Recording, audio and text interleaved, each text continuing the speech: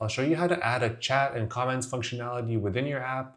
And in our case, we're adding it to a project management app where users can collaborate and add comments to a particular task that they might be working on to hopefully help them complete those tasks in a more efficient way. And if you haven't checked out the previous episodes of this series, be sure to check those out because we're building out a fully responsive project management app using SharePoint and Canvas Power Apps. So hopefully you learn a few things along the way. I'm taking feedback in the comments, so feel free to drop a suggestion and we'll see how far we take this app. And with that, let's just dive right in.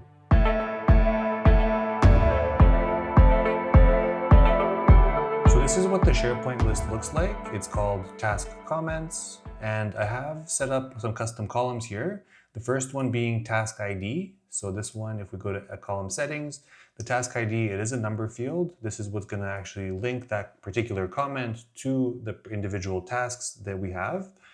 And we also added a created by email column. So this is a text field. I'm going to patch whoever creates the comment, and I'm going to store their email as a text field into our SharePoint list.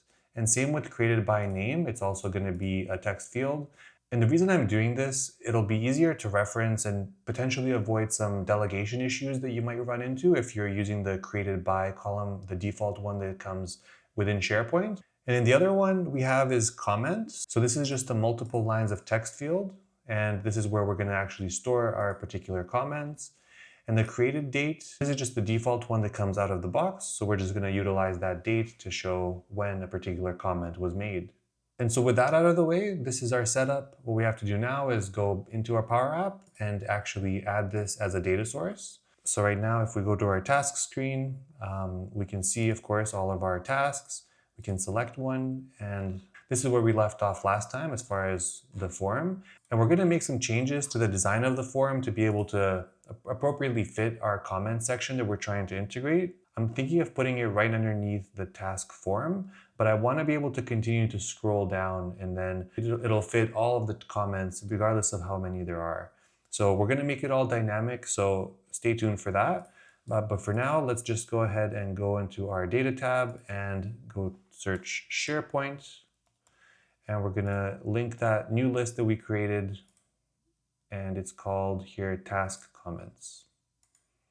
So this task in particular is, we can go into our item var task and we can see which ID it is. I want to know what the ID of the task is. It's ID number 2. So let's go ahead and just add some sample data in here so that we can, once we start building our comment section, we'll be able to have some data there initially, but of course we'll be able to add in some later. So let's say task ID 2, created by email, created by name. This is my first comment. Okay, and I also want, again, under that same task ID, let's add another comment by a different user. And I'm just going to say, this is the second comment. And I'm just going to add one more of myself, putting a comment. So this is going to be our initial view of the comments, but we'll definitely make it functional within Power Apps. So let's go back into our app and we're going to go ahead and go to components. And you guessed it, we're going to create a new component. And we can call this comments, or maybe let's call it task comments.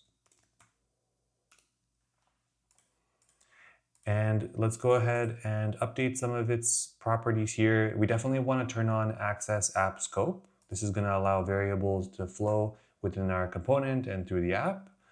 Width, for now, just for the design, let's just make this set to 300. Height we can keep at 640, but we will make it expand depending on how many comments there actually are. And so first thing we're going to do is insert a container, and we'll do a vertical container. And this is sort of what's going to store our comments. We're going to add a little comment box, and then eventually we'll have our gallery that's going to contain all of the different comments. But in order to sort of make this dynamic, we're going to make sure to put it within a vertical container. And so I'm going to set the X property to 0 and the Y property to 0.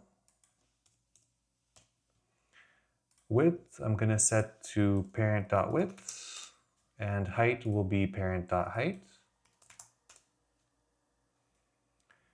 And I'm gonna also set a gap of 10. So this is gonna create some separation between some of our items that we drop in here.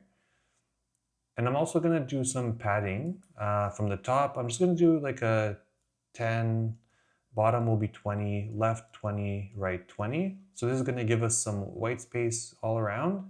A little bit less on top just because there's gonna be our forum at the very top and then I'm gonna have the comments right below. And I don't want too much of a gap between them. So that's why it's a little bit less than all the other ones. And as we do, we're going to turn border radius off and drop shadow to none.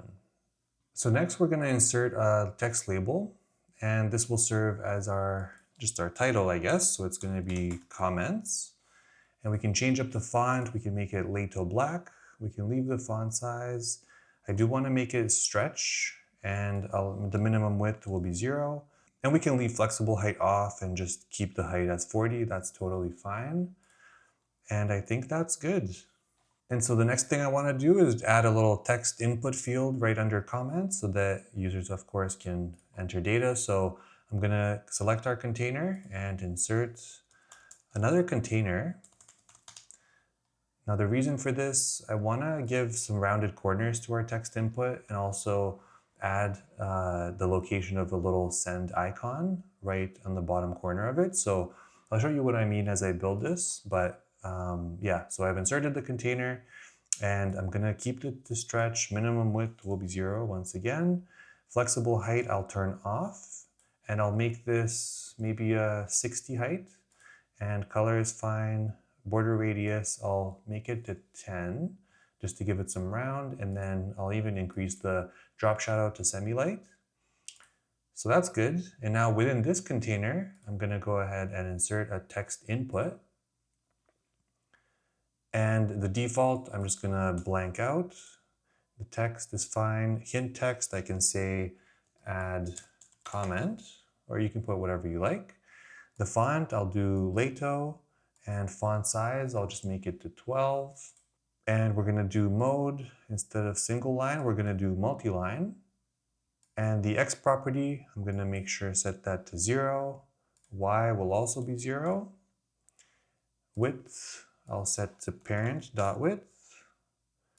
Height will be parent.height. And I'm gonna just update some of the padding. So the padding on top, I'll make it to 10. I'll increase it a little bit. The padding left, I'll decrease to 10. And padding right, I'm gonna actually set to 20. I want some extra padding on here because I'm gonna add a little button on the bottom corner here in a second. So I wanna give it some space so that it doesn't overlap with potentially with some of the text that might be typed inside of the text box. And I'm also gonna turn off the border because the border is gonna be coming from our container that has the drop shadow. So that's gonna give us a nice clean look right here. And now with this container selected, I'm gonna also insert another icon, and it's going to be the send icon. And I'm gonna set it to definitely be in front of the text input. I'm gonna do a custom X property. It's gonna be parent.width minus self.width. That's gonna set it right to the edge.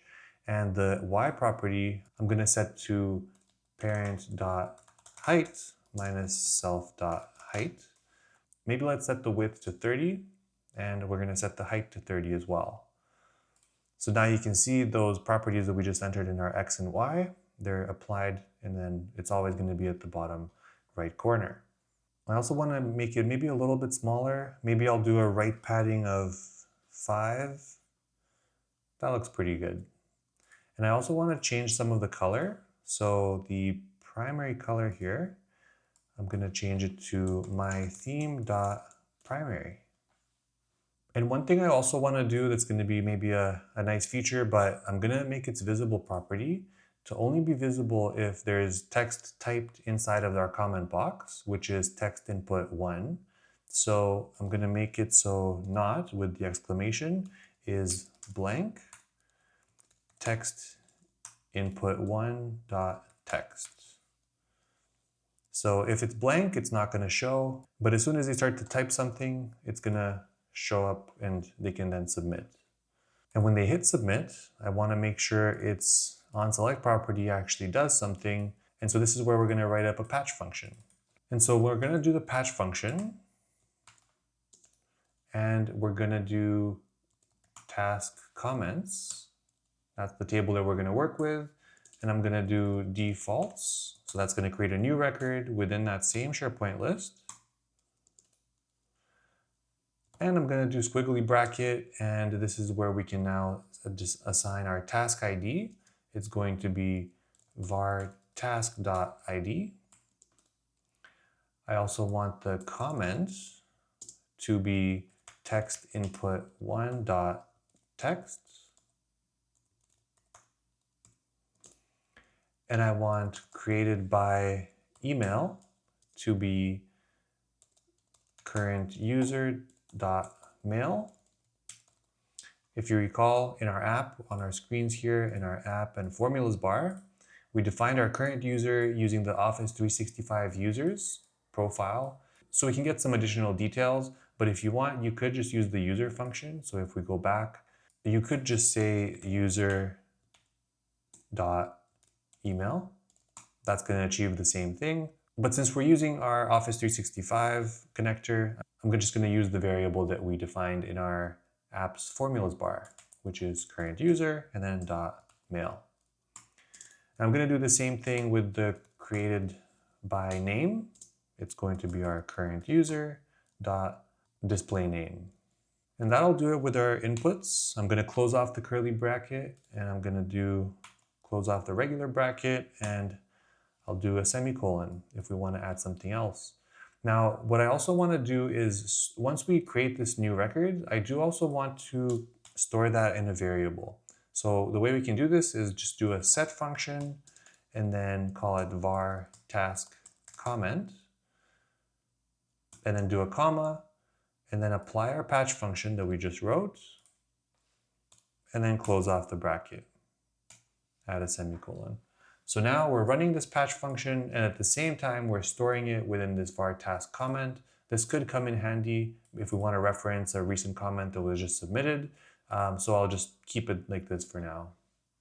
And lastly, what we want to do is just reset our text box, which is text input 1. So that's pretty good. We'll test it out, maybe just right after we add our gallery, which is what we're going to do next. So let's go ahead and select this container here, which is our root container, and we're going to insert a gallery, and it's going to be a blank vertical gallery. No, it's not. We're going to delete that. It's going to be a gallery, and it's going to be a blank flexible height gallery. And the difference between the two, the height of each row on the vertical gallery is going to be fixed always. Whereas the flexible height gallery, the contents of the flexible height gallery are going to change based on the height of the items that you put on each row. So I'll show you how that works, because there's definitely going to be comments that are longer than others, and I want them to take up as much space as they need to in order to be shown, or as little space as they need to. So let's go ahead and click that blank flexible height gallery.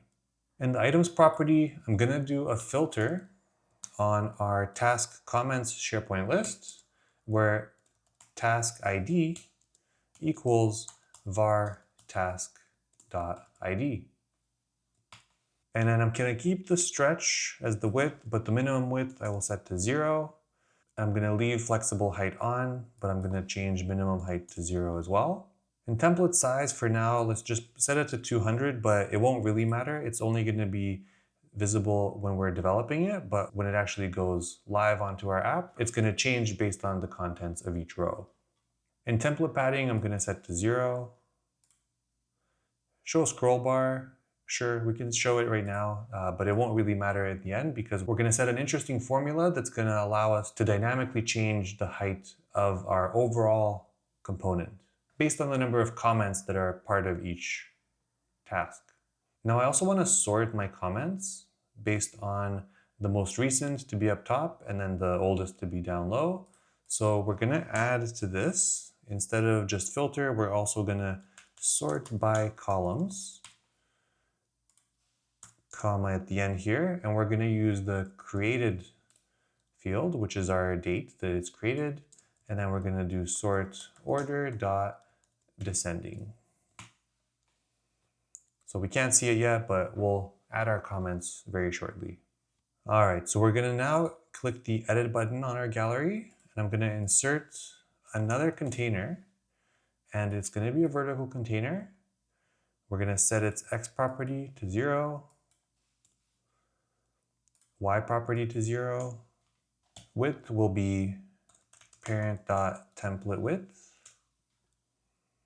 Height will be parent.template height. Border radius 0, drop shadow none.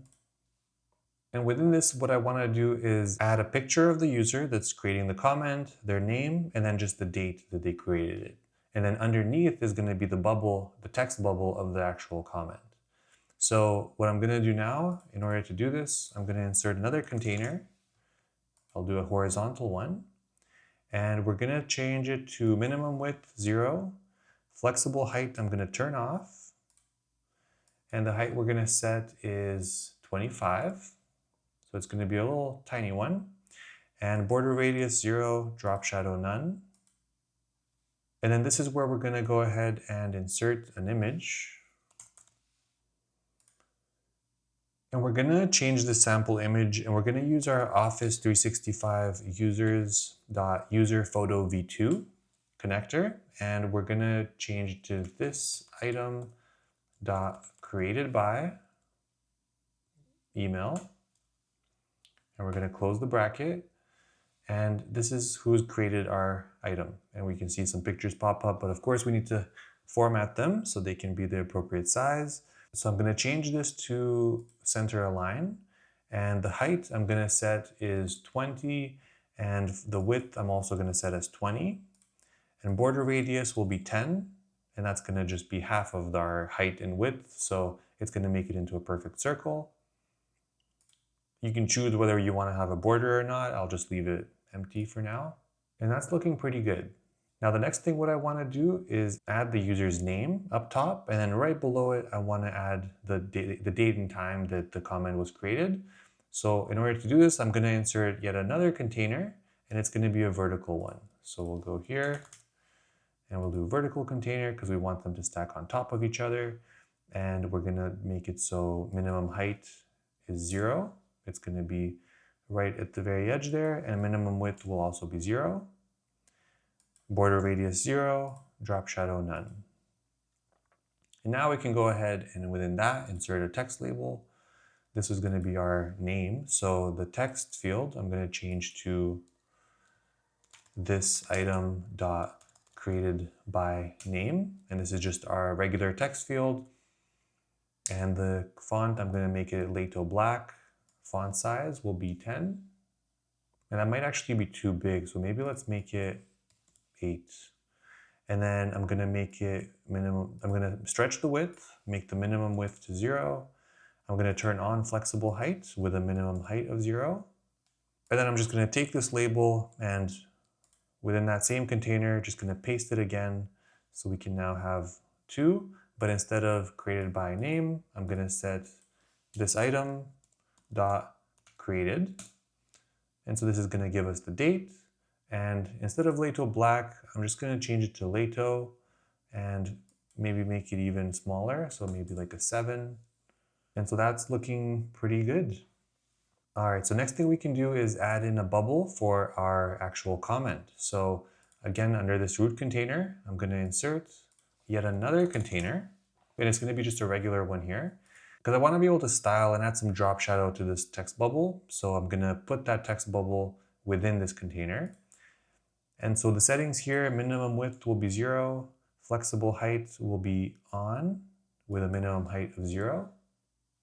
And border radius, I'm going to change to a 5. And drop shadow, I'm going to do semi-light. So we're going to go ahead and insert a text label. I'm going to set its X to 0, Y to 0. Width is going to be parent.width. And the key here is the auto height. So this auto height feature is going to allow this whole thing to work, where it only takes up the space of the actual comment height. So I'm going to turn this on. So right now all of the text is the same, so you won't be able to see anything. But if we do the text field and we change it to this item dot comment, you'll be able to see our comments Doesn't help that they're all one line. So maybe I can just go back here into our data source, and I'm just going to change one of these and make it a bit longer. So I'm just going to copy and just paste this a bunch of times just so we can get a sense of what that might look like. There we go. Go back into our app, data, refresh. All right, and one of these is quite big. And what we need to do is change our container's height. So we just made it to flexible height, but we actually want to turn that off. And I want to reference the height of our label, which is label 16 dot height. So that's the height of our actual comment label. And if I hold the Option or Alt key, you'll now see that it all fits, at least the container is wrapped around each of the comments. Now I'm gonna make the text label smaller. Lato, we're gonna do font size, maybe 10. There we go. I'm gonna change up some of the padding just to make it a little more aligned. You can see there's like a bit more space up top. So I'm gonna change this to a 3. The bottom, I'll keep it at 5. Left, I'm gonna make 10. And right, I'm gonna make 10 as well, just to create some additional space from within the bubble. I'm gonna make the color white for the font. And I'm going to make the fill color of the container, and I'm going to change it to my theme.primary. And this is good, but we can also make it even better. If we want to change the color based on if it's you that created the comment or if it's someone else, we can make a rule here. So right now this Alex Wilbur, we want to make it, maybe his will be gray. So we just have to make an if statement. So if this item dot created by email equals current user dot mail, then I want my theme dot primary. Otherwise, I want my theme dot gray. Close off the bracket, and there you go. So now anything that you post will be this purple color, and everything that anyone else posts will be this gray color. And this text here is pretty close to our comments bubble, so I want to create some separation. The way we can do this is going back to this container that's the initial container under our gallery and adding a gap. So if we do like maybe a 5, it's going to push that down a bit, and yeah, that looks a bit nicer. So now that we have all that, you'll notice, you know, we made this a flexible gallery, but it's not actually doing what it's intended to be doing. There's still all this white space. So the reason for this is our main container here, we set the height to parent.template_height, which is fixed at 200. But I want this to actually change based on the contents that's within the container. So I need to grab the container 35 height, and I need to grab container 33 height, and that should then allow us to dynamically change the container 32 height. So let's change this. So container 35.height plus container 33.height. So now if we hold the Option or Alt key, you'll notice it's performing the actual flexible height gallery. But I do see we need some additional height to be added. So maybe we can do plus 15. There you go. That's going to give us some buffer room underneath each of the comments. So this is excellent. We can go ahead maybe to our screens and go to our task form. And I mentioned I want to change some things up with our task form to make this work and look a little bit better. So what I'm going to do, I'm just going to duplicate this screen just in case we want to go back to this form. I'm going to keep this as a backup, and I'm going to make the changes to our task form screen. So let's just go ahead just quickly. I want to see if we go to custom and we go to our task comments. I just want to see what this looks like. And let's go ahead and try, let's say this is a test comment. Nice, and we see it pop up here. And now I just want to add a bunch of comments, doesn't really matter what it is. So you can see the height doesn't automatically change. As soon as it gets above whatever we set the height to, it's going to give us that scrolling feature. And that's not what I want. I want it to be able to automatically adjust based on the custom height of each of these items. So we're going to have to do some work there to make that happen. So let's go ahead and do that. So we go back to our components. So now we have something that's too tall, right? And we want to make this dynamically change. Well, in order to do this, we need to create a custom property. So our task comments, we're going to click there and we have access to our custom property here.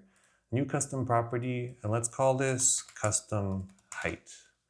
And it's going to be an output property and it's going to be a number. And we can just click create. So by default, they put it as 100, and we're going to make a change to this in a second. So what we need to do is factor in the height of the comments, this label here. We need to factor in the height of this input text box.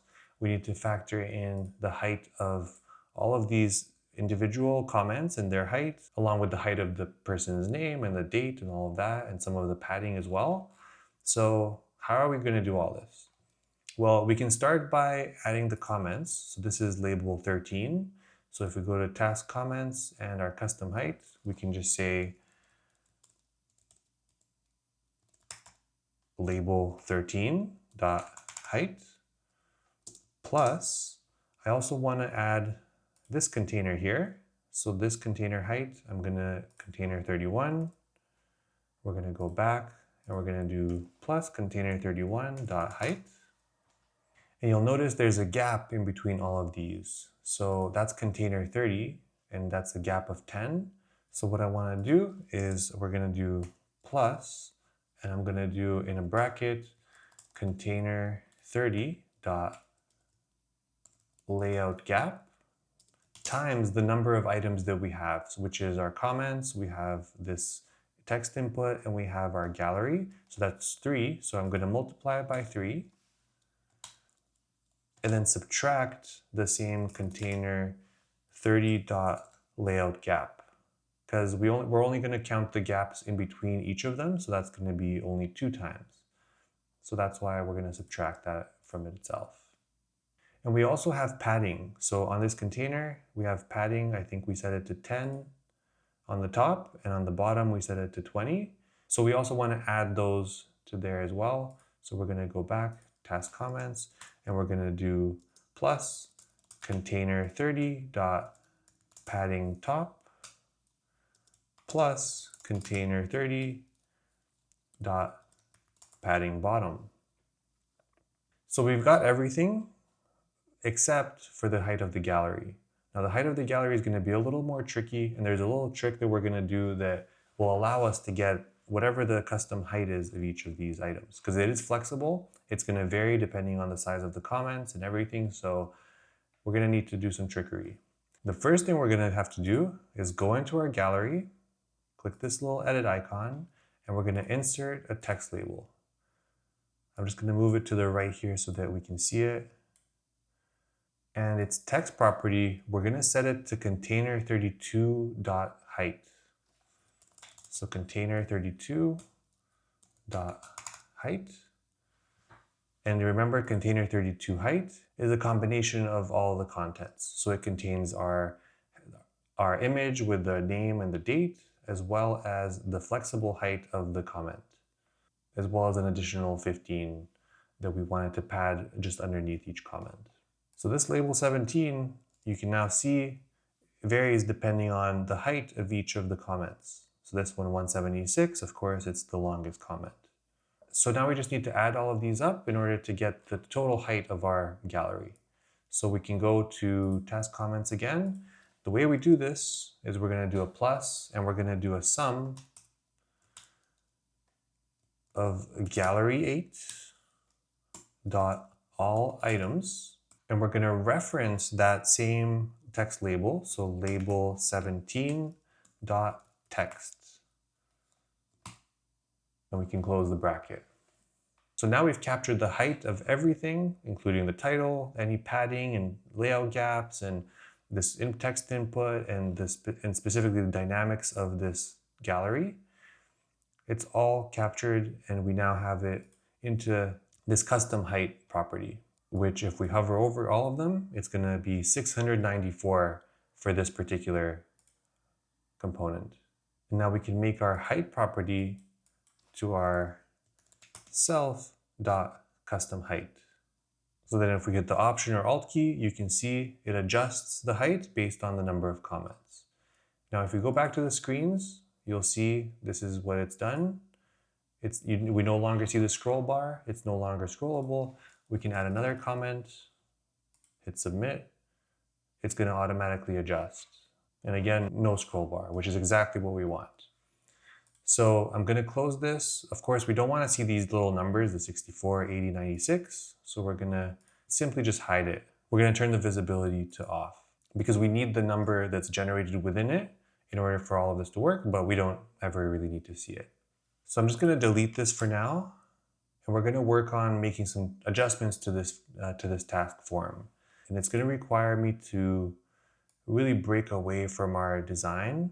I'm just going to move this over, and I'm going to kind of start from scratch, and I'm just going to pick at some of the items that we have here and just transfer them over.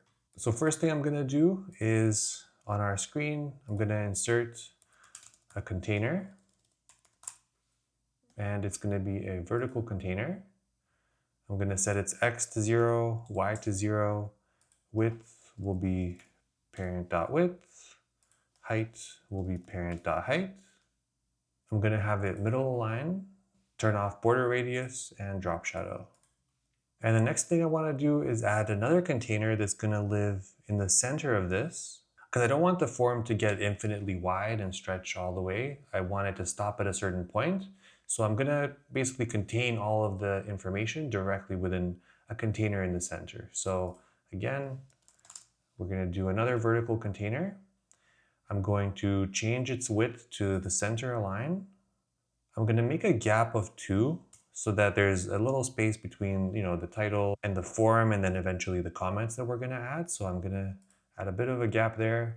And then the width of this, I'm going to set it to the minimum of 800 or the parent.width, which is just ultimately going to be the width of the app. If the app becomes bigger than this 800, then it's going to stop at 800. So it's not going to get infinitely wide. But then if the width gets smaller, like for a phone or a tablet or something else, it will start to adjust and just make it smaller and smaller until it fits the screen. And the minimum height, I'm going to change to 0. And then border radius will be 0 and drop shadow will be none. And that's great. So what I want to do is change up the way the cancel and save button look. Because I want this page to have the task and then the comments underneath as a continuous scroll, having these buttons in between here, it's not going to look good, or having them all the way at the bottom won't be good either. So I think what I'm left with is adding a bar and just having all the functionality of the form live up at the top. So let's go ahead and insert a container to have that bar, and it's going to be a horizontal container. And I'm going to change the minimum width to 0. I'm going to turn off flexible height and set the height to 50. And I'm going to set the justify horizontal to space between and the align vertical to center. And I'm also going to add some padding to the left. I'm going to do 10 and then 10 to the right, just so that there's some space for our buttons to live in between. And then I'm going to remove the border radius and drop shadow. And I'm going to start by inserting a cancel button. And I'm going to change its height property. I'm going to set it to 30 and then width to 30 as well. I'm going to change its color property to my theme.primary. And its onSelect property, I'm going to actually make it so it's the same as our cancel button. And our cancel button is right here. So it's this one right there. I'm just going to copy this and go back to our button and paste that in there. Now for the save button, I'm going to group it together with the trash can. So for the delete. So under this container here, I'm going to insert another container in order to group them close together. And it's going to be a horizontal one. And again, I'm going to do space between with a line vertical in the center. Minimum height will be 0. The width, I'm going to turn flexible width off and set the width to 120. Border radius 0, drop shadow none. And I'm going to take that button, this save button right here. I'm just going to copy it, go back to my container, paste it in. I'm also going to change some of these. I'm going to change the width to 80 and height I'm going to change to 35. And I'm going to take this delete icon here. I'm going to copy that as well. Click back on our container that contains our save button and paste that in there as well. And make sure to set the align and container to the center. And I just want to move the X to the right hand side and the save and trash bin to the left hand side. So I'm just going to change their order. And there you go. So now the last thing I want from this old form is just the form itself. So I'm just going to do Command X. And before we paste it over into this container, I want to actually create another container. So I'm going to click this one here and insert a container. And it'll be a vertical container. And I'm going to keep the minimum width, I'm going to delete to 0. The minimum height will be 0. Border radius 0, drop shadow none. And then this is where I'll actually paste our form. And then within this container as well, this is where I'm going to insert our comments. So the task comments component that we built, I'm going to insert it right underneath. So what you'll notice, we can't really scroll back to our form because this comment section is taking the full space. So what we need to do is click on this container and change one very key setting, and that's vertical overflow. So right now it's set to hide, we're going to change it to scroll. And our form, actually, we need to turn off flexible height and maybe set this to like a 650 or maybe a 700 or maybe even an 800. It looks like it still has a scroll. So let's try 850. There we go. So it doesn't have any scrolling issues at this point. And this is where we can delete that old container that contains some of our old forms. I'm just going to remove that. And actually what I want to do is change the form altogether. Let's just change it to columns 1. And then the layout, let's change it to horizontal. We just need to update some of the project errors here. So it's looking for field value.height. And the field value we're looking for is data card value 7. So we're going to change this up here. Perfect. And I'm going to update the X property here to this data card key 7. So the title project, I'm going to set it to its X property, so .x plus that same project label dot width. So that's going to set it right at the edge here. The Y property I'm going to set to 10, I believe. Yeah, so that's going to bring it up. And then the width property, I'm going to do parent.width minus 60 times 60%, which I believe that's what the others are,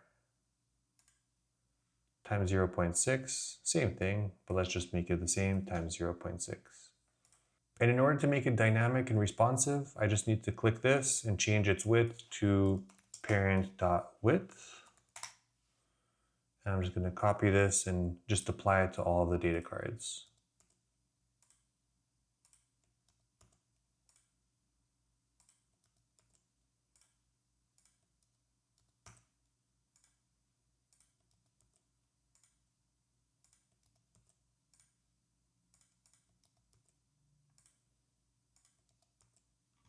I'm going to change this height just a little bit so it's not taking up so much space.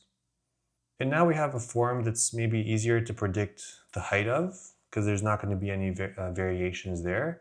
So I'm just going to make this, let's say 800. That might be too much. Let's say 700.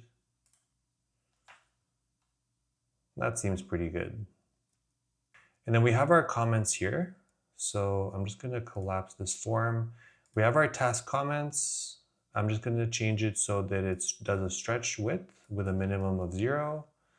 Height, we're going to keep the same because it's always going to be dependent on the height of this particular task and how many comments it has. So now you can see we have a perfect scroll across the task all the way down to our comment section. And even if we hit the play button here, even on a mobile size, you can see it still works, and you just scroll up. And if we add another comment, let's say another comment and submit, there it is. And again, it continues to be fully scrollable up and down.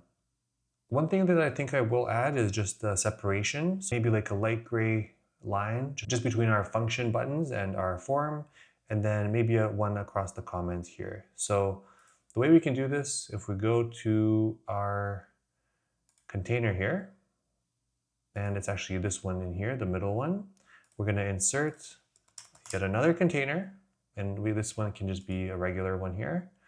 I'm going to change the minimum width to 0. I'm going to change the flexible height to off and make the height just 1 pixel. Border radius 0, drop shadow none. And the color, I'll just make it maybe this gray, doesn't really matter. And I'll just move it up right above there. So that's good, that's some nice separation. And then I can even just copy that same container and paste it within the container that holds our form and our comments. I'm just going to paste it in there and then move it in between them. So now we have another line here that gives a bit more separation. And so this is great. It's looking good. Let's maybe just go to like a tablet form. That looks quite good. If we hit the X, you'll notice one thing here. Okay, so this is actually good to cover. So Office 365 users, user photo v2 failed. So this function is giving us an error. Well, let's go see where that might be. It's trying to pass a function, but it's a blank value. So this can sometimes happen when we go to our component and we're going to go to our gallery and our image property. So this is where the error is. So it's Office user 365. It's looking for this item doc created by email. The reason it's giving us an error is we're trying to look for a task that actually doesn't have a created by email. So no one actually created any comments. So what we need to do is if error, so wrap that up in an if error function and then comma and just say blank and then close off the function. So now that's going to be no problem. You'll be able to view items without running into a particular error. So this one has comments, so that's why it works. But if we click on one that doesn't have it, you'll see no error pops up and we can see a blank canvas for comments. We can definitely add a new comment. And everything will function properly. And then one other thing, if we click the delete button, you'll notice our form is over top of our pop-up. So to fix this, just make sure you go here and ensure that your pop-up delete is going to be reordered and bring to front. So it's always going to be above everything else that you have on your screen. So there you go. So this is what it's going to look like at the very end, right? So you have one that doesn't have any comments, new comment, submit, hello. And there you go. It just keeps expanding and it's going to fit exactly the amount of space that it needs to. And if you look at something that has more comments, you'll see you can scroll and you can see who it's from. It has different color if it's from someone else. And everything is date stamped and it's all stored within its own SharePoint list that's gonna house all that information. And it's fully responsive, so if you go to the phone size, you'll also be able to see it perfectly. Very neat. I hope you found this useful and you're able to implement this comments chat functionality within your own apps, and it helps make your app more collaborative amongst your users. Thanks again, and I'll see you in the next one.